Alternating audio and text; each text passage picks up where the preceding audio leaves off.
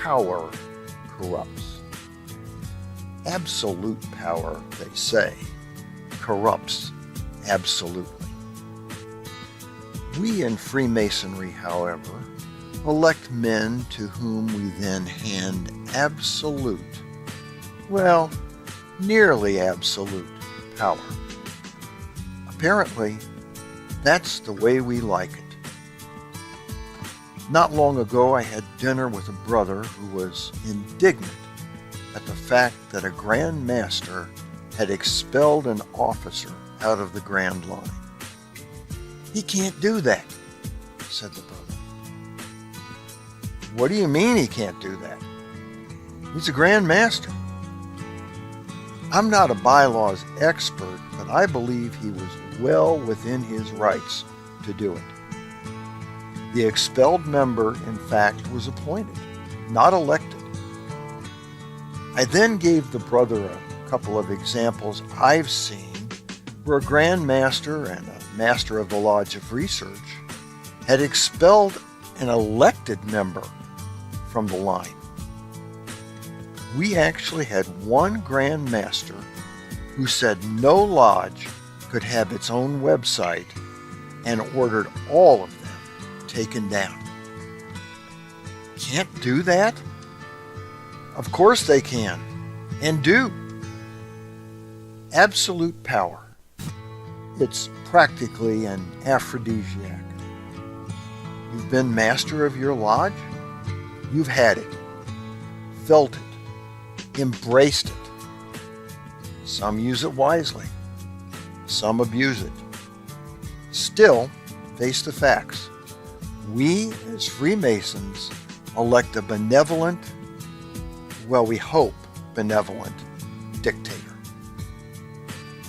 When I was master of my lodge, I tried to be reasonable as I swam in the seductive waters of absolute power.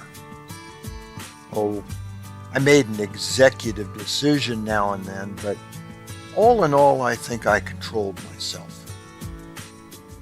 Well, I controlled myself until Monday, September 20th, 2004. It was a week before Grand Lodge and 3 weeks before my final meeting as master. I had practically the entire year behind me. I had wielded absolute power with a gentle hand, but its siren song now called louder and louder. I was Clark Kent, wanting to jump into a phone booth and become Superman. I was Thor, unable to resist the pent-up urge to hurl thunderbolts. I was me, crazed, wide-eyed, and drooling, ready to unleash my venom on the innocent, unsuspecting world of my brothers. I'm going to do it, I told myself, resigned to the criticism that would surely follow. Who cares? I'm the master. Captain Marvel, Iron Man, the Hulk, all rolled into one. I can do what I want. Damn the torpedoes, full speed ahead. So the unremarkable meeting neared its end. Business over, the brothers sat on the sidelines ready for the standard closing. My next line that would put things in motion, Brother Senior Warden, never came. Instead, I stood and rapped my gavel on the podium 3 times. The brothers rose from their seats. I turned to my left. Brother Chaplain, you will lead us in prayer. The chaplain was a little rattled. What prayer? He whispered. The closing prayer, I said. He started out with the usual beginning, Supreme Architect of the Universe. And then he ended with his usual flourish.